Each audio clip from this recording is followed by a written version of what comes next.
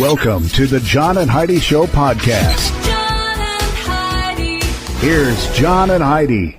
Thank you for listening to the John and Heidi Show on a Wednesday. Hey, baby, how you doing? Hey, I'm fantastic. How are you? I'm good as well. I'm excited. Going to be visiting with Julie Shipley later in the program, and she runs a business where they make soup, and we're going to be talking about following your dreams. So that's going to be kind of a fun thing. Got a quote for you today from Dr. Seuss. I like Dr. Seuss. I do too. He says, "You know you're in love when you don't want to fall asleep because reality is finally better than your dreams." Aww. Oh, that is nice. We both sleep a lot. What does that say about us? I don't know what that means. You sleep more than I do, so I don't know. Hey, what is the strongest muscle in the body, Heidi? The tongue. You're correct. It is the tongue. How'd you know that? Because I am very smart and I know everything. I go to the gym and lift weights with my tongue all the time. No, I don't. Health, Men's Health says 18% of all home-cooked meals are prepared by men. Only 18%. So, men, we need to step it up in the kitchen a bit. Hey, I made dinner last night. You did make dinner. Was it good? It was very good. Yeah, see, there you go. Guys, going to make you jealous out there. Thanks for listening to the John and Heidi Show. John and Heidi. Today is a special day, Heidi. Do you know what today is? What is today, John? I thought you'd never ask. It's Wednesday, April the 5th. Today is National Deep Dish Pizza Day. We're going to come back to that one. It is Read a Roadmap Day. It is Child Help National Day of Hope. It is also National Walking Day, National Whole Grain Sampling Day, and Paraprofessional Appreciation Day. Ah. So we got a lot of stuff going on today. I'm going to have to sample some whole grains today, but let's go back to the National Deep Dish Pizza Day. I don't know that I've ever had one done the right way, but when we went to Chicago and had a deep dish pizza, it was pretty gross. It was almost like a casserole. I mean, and it was so heavy. It was. The pizza guy brought it, and he handed me the box, and I almost dropped it. It was ridiculous. I was expecting a pizza, and he was delivering 10-pound pizza. Yeah, it really wasn't good. And it could have just been the one that we ordered. I have to. He was recommended to us by the front desk as these are the best people in town. That's because they probably give him a kickback. I'm sure that's what that was all about. We were in Chicago. Everybody's getting a kickback. Probably got a kickback for delivering the pizza, too. All right. Coming up, we've got some more fun stuff on this Wednesday, April the 5th, National Deep Dish Pizza Day. John and Heidi. How much do you pay for cable or satellite? Don't forget your DVR rental fees and online movie accounts. When you add it all up, many people are paying well over $100 a month. Some pay way more. What if you could cut that down to zero? There's a device that surfs the net to find shows and programs you like with no monthly fee. Many have already cut their cable or tossed out their dish. If you have internet and a TV, you're all set. Learn more about this awesome technology that can save you money every month at channelsurfertv.com. Use promo code RADIO to save 25% at channelsurfertv.com. You know it's true because you heard it on the radio. Chris Hoyle could not believe her eyes when she saw and heard a man falling 5 stories past her office window. Oh. The California lady was even more surprised when she went outside to see what happened to the man, and she saw the 34-year-old man, Ken Larson, amazingly was okay after falling headfirst from a 5-story building. His arm was scratched and his shoulder was bruised, but nothing was broken. In fact, he said he landed on his feet. Larson had been laying telecommunications cables on the roof. He was walking backwards and pulling it when he apparently went a little too far and stepped off the ledge. Halfway to the ground, Larson realized that he might survive. The cables were still clutched in his hand, and it was slowing his fall. So his partner, Ricky Williver, put his weight against the spinning spool of cable. Holy cow. After unwinding 65 feet of cable and crashing through some tree branches, he literally landed on his feet. Holy cow. He said it was like landing after a parachute jump, Larson said. A paramedic told him that with the chances of him surviving a fall like this, you should probably go buy a lottery ticket. Mm-hmm. So he's very why do they always say fortunate. that? It's always like when you have some crazy, amazing, lucky thing happen, or like you should go buy a lottery ticket. No, I just had my luck. I mean, do you think that it's gonna, I'm gonna continue to have that kind of luck? I would think so. It's a lucky day.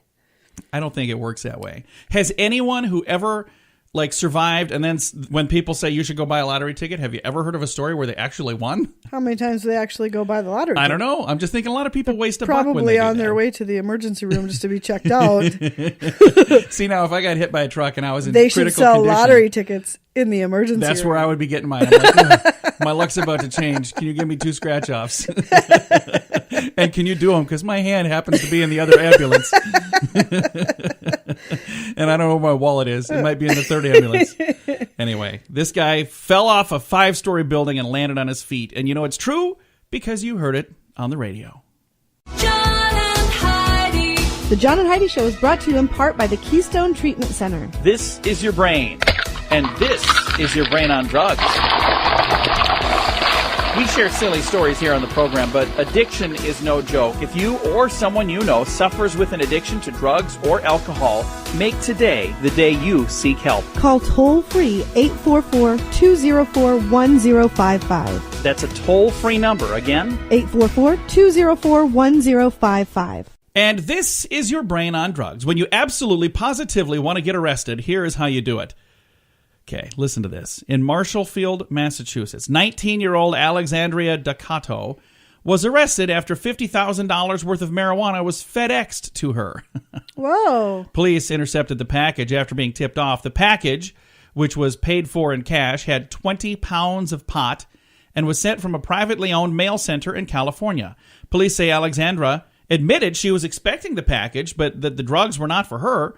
She told them, I was just supposed to get $200 for picking it up.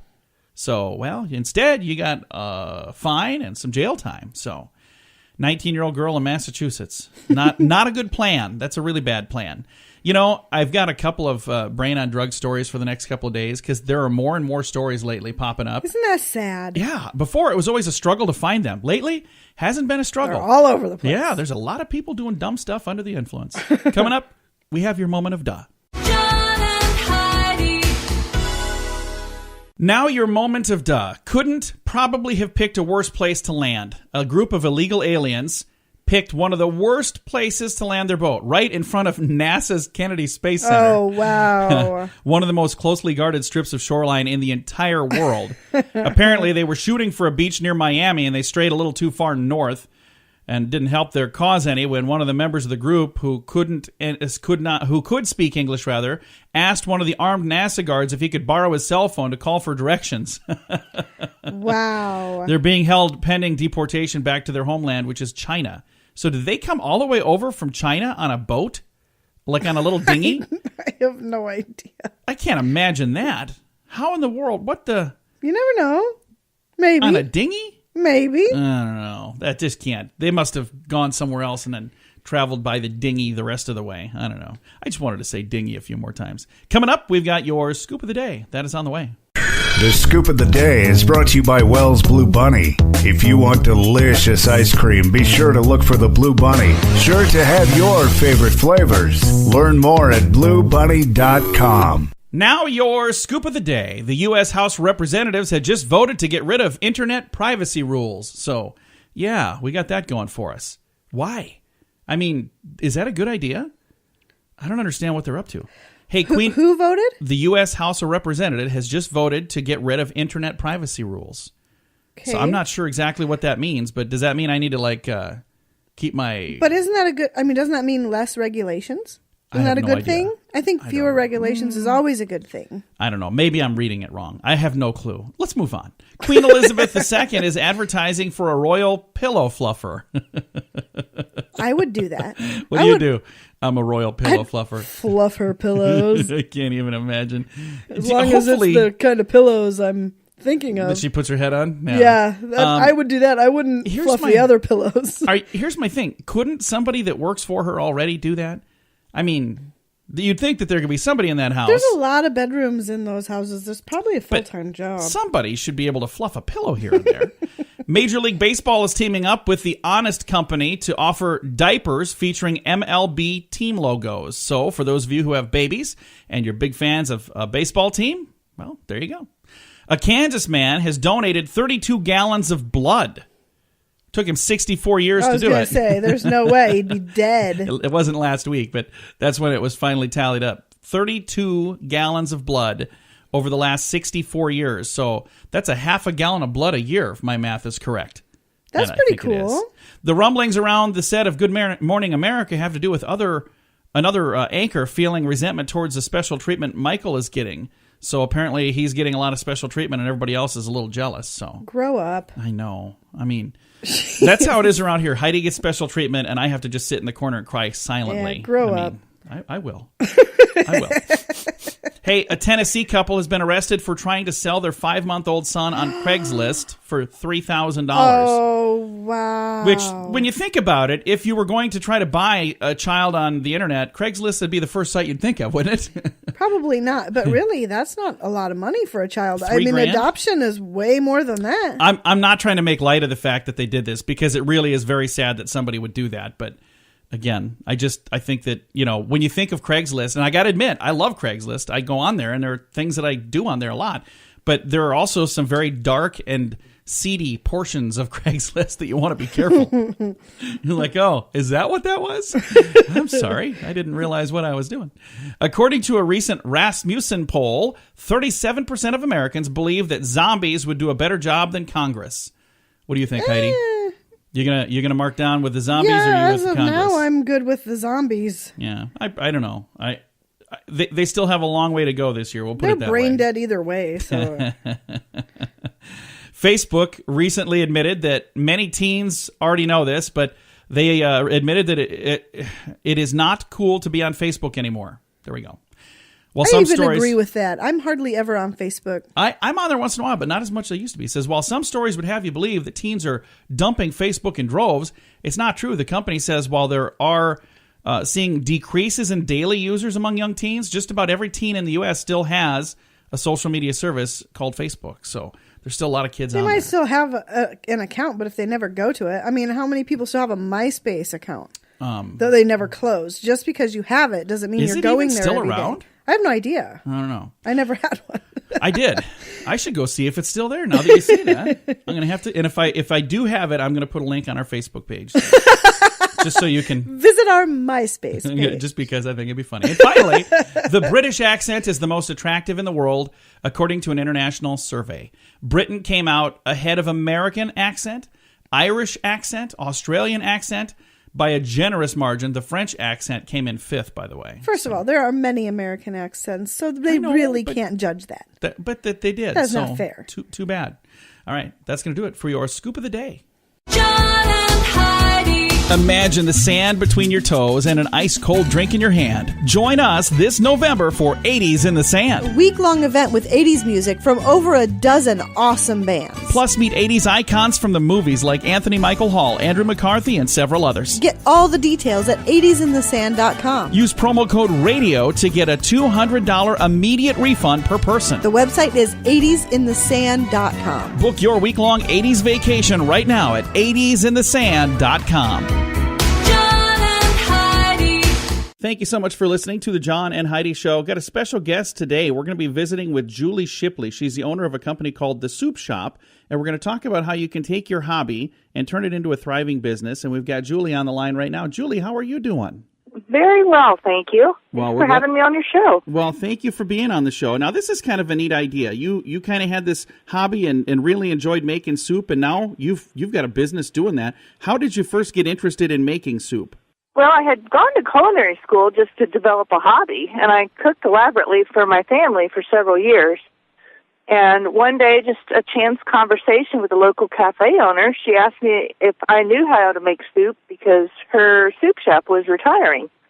And so I just started making soup for her, and it grew from there. And then before you knew it, I see you were supplying soup for a dozen or 24 restaurants, which is pretty darn cool. I did. I delivered the soup to a couple of restaurants, couple dozen restaurants every week for, a couple of years. And then I decided to just see what would happen if I put it out there for the public. And it went bananas. I was so blessed. So we are now in a large retail location next to Publix. That is awesome. And the fun thing is, I'm reading here, when in your first commercial kitchen, you put a little sign out letting people know that, hey, you can come in for takeout, but you were so busy, your landlord asked you to move. That's kind of fun. Oh, she sure did. She said, get out of my building, and I don't mean tomorrow. Oh, wow. So that's really neat that people were so excited to come in and see it. Now, the Soup Shop is the name of your place. Where is that located if people listening want to come visit you sometime? Well, we're in Melbourne, Florida. We're just south of the Space Center. In fact, we watch shuttle launches from the backyard. It's pretty cool. So first thing that comes to mind, when I'm thinking, hey, I'm going to have this booming soup business, the first place that I would think of probably wouldn't be nice, warm Florida, but it worked out really good for you, didn't it? It sure did. Well, I eat all of my food in the air conditioning, so it doesn't matter much what it is. There you go. If it's hot or not. So a few years ago, we decided to start shipping it nationwide, and that has really taken off. So now you can send soup to Grandma or whoever you'd like as a gift or a get well present, and gosh, it sure does taste a lot better than flowers. That does. That's a cool idea. Now, how do I send soup nationwide? Where do I go to get that? Thesoupshop.com. Very nice. Thesoupshop.com. Now, for somebody listening that maybe right now they're working for somebody else and they've got, they're punching the clock and they're doing this 9 to 5 thing or 8 to 5 thing, but they've got this hobby that they really love. What kind of advice do you give people who are saying, I think I want to go into business for myself? Do you think that's a good idea? I do. I absolutely do. But I think that if I'd known what I know now, then my business would have grown a lot faster. So my recommendations would be to take small steps, figure out what the demand really is, what people are looking for, and then try to fill it. But mostly it would be to take advantage of the resources available through organizations like the Small Business Administration. I didn't realize they have outreaches in every community that teach you how to understand your financials and how to develop your marketing plan and things of that nature, and they're absolutely free. And that's such a great resource for somebody that wants to start a business. And the Small Business Administration, and there's a group out there called SCORE, several different organizations that are saying, hey, we want you to succeed, so much so that we're going to give you all of this information for free, and that's just a great resource. Absolutely. My mentor has been invaluable to me. And that comes in so handy. Now, does your mentor like soup? I'm assuming so. He does. He comes in regularly for soup. That is really good. Now, I'm looking on your website. After we were talking, I clicked on there, thesoupshop.com. What is the most popular? Because I see there's meaty, chicken, seafood, vegetable, all these different things. So meaty soups, beef barley was on the top. Which soup would you say is the most popular soup that you guys make? One of my most popular soups is the she crab soup. Oh. And it is velvety and delicious, and it has a really cute story attached to it, really. Oh, what's that? I'm a Texas girl, and I had never really heard of she crab soup, but my customers kept asking for it because, here in Florida, we have people from all over the U.S. Yeah. And so I got in my car, and I drove to Savannah, Georgia, and I ate the good, the bad, and the ugly for about 3 days to figure out what she crab soup was supposed to taste like. Oh, wow.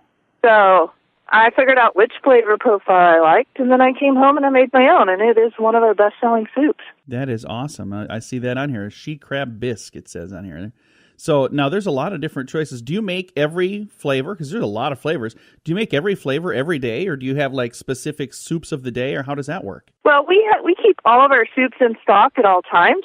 So we may make a particular soup every day, and we may make another soup every third day. Oh, wow. Just depends on how well it sells. So you're always making soup, and you always have it available. Oh, yes. We make about 300 gallons of soup a day, all homemade. Oh, that is awesome. That is really, really cool. Well, I appreciate you taking the time to chat with me. I was reading this story online. It was talking about this young lady that took a hobby and turned it into a career. And I just thought it sounded fascinating that you made a business out of making soup. And if there's, there's enough people out there saying, hey, in this warm weather in Florida, I'm in the mood for soup, then I think people, wherever they happen to be living, might need to take a second thought about their hobby and say, could I turn this into a career? And if the answer is yes, maybe, get on the path to doing that. And I really appreciate you taking the time to chat with us, Julie. Oh, thank you very much for having me on. And if you'd like to know more about Julie and the Soup Shop, again, her website is thesoupshop.com. And it's cool because now they do ship all over the place. So you can even click on there and say, hey, send me some of that soup. Thanks, Julie. Have a wonderful day. Thank you. You too. Again, Julie Shipley, the owner of The Soup Shop. And again, you can learn more at thesoupshop.com. John and Heidi. It's almost graduation time. If you have a son or daughter finishing high school, you need to hear this. They can go to college without racking up a pile of student loans. Matthew Einstein did. He saved over $70,000 on a top-rate education. Then he built a system to show you how to do it too. Learn how you can use this system for your kids or for yourself. Go to freeeducationuniversity.com. Sign up now and get a free 60-minute private consultation with Matthew. Use promo code RADIO20 to save 20% at freeeducationuniversity.com. That's freeeducationuniversity.com. John and Heidi. Fun fact for you, Heidi. What's that, John? An ounce of gold can be stretched into a piece of wire 50 miles long. I think we've talked about that before. That's pretty cool. 1 ounce of gold. Hey, fun fact for you, Heidi. What's that, John? Seawater loaded with mineral salts weighs about 1.5 pounds more per cubic foot than fresh water. Really? So seawater is heavier than freshwater. Fun fact for you, Heidi. What's that, John? 10% of the salt mined in the world each year is used to de-ice roads in America. Oh, really? We use 10% of the world's salt every year just to clean our roads up. Huh. There you go. And the roads don't taste any better with all that salt. Notice that. Fun fact for you, Heidi. What's that, John? It says the air that we breathe is 78% nitrogen, 21% oxygen, and 5% argon and other gases. So 0.5% argon and other gases, not 5%. That would be too much percent. So 0.5%. So 78% nitrogen, Fascinating. 21% oxygen, and 0.5% argon and other gases. Now you know what you're breathing. A couple of fun facts for you on a Wednesday. John and Heidi. Are you tired of the same old 9-to-5 rat race? Sick of not controlling your financial destiny? We partner with a leading health company whose mission is to support you to build a home-based business and help others be healthier, drop excess pounds, and live longer, more rewarding lives. Best of all, everyone who joins after you is placed on your team. No bugging family or friends. Call 866-741-7242 for more information. Or if you like, text the word income to the same number, 866-741-7242. 866-741-7242. John and Heidi. Thanks for listening to the John and Heidi Show on a Wednesday. If you're at risk for a heart attack, you might want to give up coffee. Wait a minute. Didn't they say like 2 weeks ago that you should drink coffee? I can't keep up. They say just a single cup of coffee can trigger a heart attack in some people within an hour of consumption. This according to a study from Brown University and Harvard University. Definitely not sponsored by Starbucks. That's not good. No, it's not good. People who have the greatest danger are those who have 3 or more risk factors for heart disease. You ready for some of these? Yeah, I suppose. It says if you drink, you have 3 or more of those, and you drink coffee as well. It says heart attack risk factors include high blood pressure, check. Check. High cholesterol, check. Check. Obesity, check. Diabetes, no, I don't have that. No. Probably will by the end of the week. And smoking. No. Check. No, you don't either. So cigars. Okay. Well, it Rarely. says people who have the greatest danger. People who have the greatest danger are those who have 3 or more of those factors, and drink coffee occasionally, and lead sedentary lifestyles. Check again. Yeah. Check again. So I got a lot of checks there, don't I? I should probably maybe not do some of that stuff. So I could give up coffee. I've done it before. Because there was a while there where I was drinking way too much coffee, and I was getting sick from it because I was like drinking way too much. I was drinking like a pot of coffee a day. So then I cut down to no coffee. Then I had coffee headaches, like caffeine headaches, or what do you call that? Like deprivation headaches? Yeah, I would assume. Remember that? It's a caffeine headache, yeah. And then I started drinking tea, and I was drinking tea for the longest time, and I don't remember why I started drinking coffee again. Yeah. I think it was when we were like in an office where there were other people drinking coffee, because then I was like, well, it's already there. I'm going to just drink that. So anyway, I do like my tea. I just haven't done it in a while. So maybe I should switch back over to tea for a bit. I should too. It doesn't say anything from Brown University and Harvard if that's going to kill me too. I suppose next week tea they'll is say supposed to be very, very, very good for you. next week they're going to tell me they it's always going to kill say me. that about coffee too. So it's Choke hard on to a say. tea bag or something. I don't know. Coming up, we've got more fun stuff on the way. John and Heidi. How much do you pay for cable or satellite? Don't forget your DVR rental fees and online movie accounts. When you add it all up, many people are paying well over $100 a month. Some pay way more. What if you could cut that down to zero? There's a device that surfs the net to find shows and programs you like with no monthly fee. Many have already cut their cable or tossed out their dish. If you have internet and a TV, you're all set. Learn more about this awesome technology that can save you money every month at channelsurfertv.com. Use promo code RADIO to save 25% at channelsurfertv.com. John and Heidi. Good news, Heidi. Statistics show that flying is still the safest form of travel. But here's some bad news for frequent flyers and airline crews. New research says that too much jet lag can damage your memory and slow down your brain. That explains why that's captains not are good. This is your captain. That's what it is. We were just talking about that the other day. A new study of airline cabin staff has shown that people who've been flying across time zones for 4 or more years have slower reaction times and worse short-term memory than people in non-flying jobs. The study by psychologists at Durham, Liverpool, and Bristol universities in the UK showed that hormones produced by stress were higher in cabin staff, and these hormones lead to memory loss and slowing of the brain. I'm sure it's higher in flight staff. Have you ever watched them have to deal with people? Oh, man. I couldn't. Could do you it. imagine being in close quarters with some of the idiots that fly on an airplane? I would probably have to strangle some people Oh my with one gosh, of it would those be little, awful.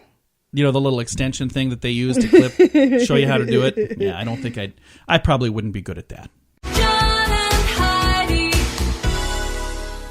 Most bank robbers take a breather in between heists, but a Los Angeles bank robber robbed 3 banks in 25 minutes. That could be a record. Lieutenant Tim Stair of the suburban Burbank Police Department said the man simply walked into the banks, waved a gun, and demanded cash. The first of the 3 took place at 11 a.m., the next 11:15, and the next at 11:25. So apparently he was saying, hey, you know what? I know the cops are busy a couple blocks up. I'm going to rob this bank. I'm going to rob this bank on the way. Not bad thinking, honestly. I mean, it's a dirtball, obviously. Since this bank is over here, might as well. I wonder if he planned that or if it just happened that way. Oh, I'm sure he planned. I don't know. It doesn't say that they caught him. If they did, it doesn't say that. So, but here's the thing: they almost always get caught. Almost always. He's going to get caught. You know, they almost always. There's times they get away with it, but even if you get away with it, how could you live your life knowing that you did that and not thinking that that any day now you're going to get caught? Arrested any day. I couldn't ever live a nice, relaxed Me neither. life. Coming up, we're going to talk about something that kind of feels like April Fool's, but it's not. It's on the way. John and Heidi. It's almost graduation time. If you have a son or daughter finishing high school, you need to hear this. They can go to college without racking up a pile of student loans. Matthew Einstone did. He saved over $70,000 on a top-rate education. Then he built a system to show you how to do it too. Learn how you can use this system for your kids or for yourself. Go to freeeducationuniversity.com. Sign up now and get a free 60-minute private consultation with Matthew. Use promo code RADIO20 to save 20% at freeeducationuniversity.com. That's freeeducationuniversity.com. John and Heidi. Heidi, this story kind of reminds me of like an April Fool's joke or something. Okay. Or like it was written on opposite day. But apparently this is legit. It says, if your boss has a penchant for yelling at you or ridiculing you in front of others, you're supposed to yell back. That doesn't sound like a good idea to me. I would think you would lose your job. I would think so too. Let me go on here. It says employees feel less like victims when they return hostility with hostility. As a result, they feel less stress, psychological distress, and experience greater job satisfaction and actually have a deeper commitment to their employer, according to research from the Ohio State University of Columbus. So how do you return hostility without getting fired for it? Yeah, that was my question. You have to be a bit sneaky and passive-aggressive, according to the story. I'm reading word for word. I'm not making this up. Instead of yelling at the boss, ignore him or her. It says you can also act like you have no idea what the boss is talking about, or just give an assignment a half-hearted effort if that's what you want to do. Results of a study showed that employees who turned the hostility back on the boss were less likely to identify themselves as a victim, and they were also less likely to report psychological distress and more likely to be satisfied with and committed to their jobs. End quote. I'm done with that now, and I'm going to say this. Don't do that. I think that the whole story is a terrible idea, don't you think? I mean, if you're in a situation where there's somebody that's upset and angry, to just be upset and angry back at them is what they're saying to do, or to do a half-hearted job, or to, act like you don't know what they're talking about. I had worked, didn't for a long time, but I had worked for a guy that was bipolar, and I didn't return the fire, when he was firing at me. I just told everybody, because I was the next in charge. I just told everybody, get behind me, I'll take all the yelling. And I just let him yell at me. And I let it go in one ear and out the other, and I didn't stay a whole lot longer, but and that's exactly why you didn't stay either. You never put the guy in his place. But that's the thing. I don't think that it would have been a good idea for me to yell back at him or do a half-hearted job. I worked my butt off because I thought, if I do a really good job, he's going to be happy. He still wasn't happy. That's why I moved on. So anyway, speaking of moving on, we have some good news that is on the way. John and Heidi. This portion of the John and Heidi Show is brought to you by the John and Heidi Show. That sounds kind of funny, but it's true. Go to your local radio station and ask them to start carrying the John and Heidi Show. Here's the best part. They can carry the show for free. They play a couple commercials, but it doesn't cost them anything every month. So if you know a radio station that could use a little bit of help, send them our way. Send them to johnandheidishow.com. Again, johnandheidishow.com. We would love to do a radio program in your community. Then you could listen to the podcast and listen to us on the radio. John and Heidi. Always like to wrap this show up with some good news, Heidi. And today we needed some good news. I think so. We're just winding up a lot of depressing stories. Yeah, a lot of stories today that are just weird. Anyway, a helicopter pilot managed to safely land his chopper despite a head-on collision with a duck. Sam Kane was piloting a helicopter, transporting a heart transplant patient to a hospital in St. Louis, when his craft and a group of ducks were heading straight towards each other.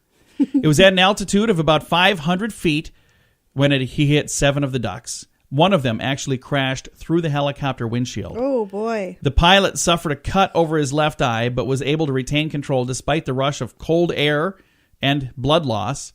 The duck, ironically, landed on a stretcher inside the helicopter. Thanks to Kane, heart transplant patient Linda Horner made it to the hospital safely and is now recovering. The duck, meanwhile, broke its neck and passed away. So that's sad. The helicopter crew intends to stuff that duck and present it to Linda. Wait a minute. Are you serious? Are you kidding? No, it says that right in the story. Why would she want that duck? Hey, here's the duck that almost killed you. When we were transporting you with that heart issue you had. That is hilarious. How would you like to wake up from your heart transplant and see a dead duck sitting in your room? Wow. That's the duck that almost killed you right there.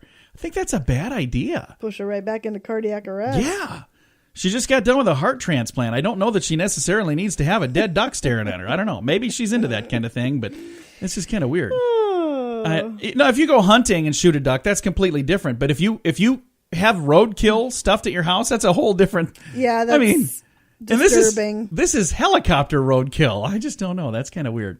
All right. Time to say goodbye, Heidi. Goodbye, Heidi. Goodbye, everybody. If you want to read that story, I have it at facebook.com/John and Heidi Show. We have other links there as well. We always try to put fun stuff there. And we always try to make it positive and happy and cheerful. So that's a good place in cyberspace.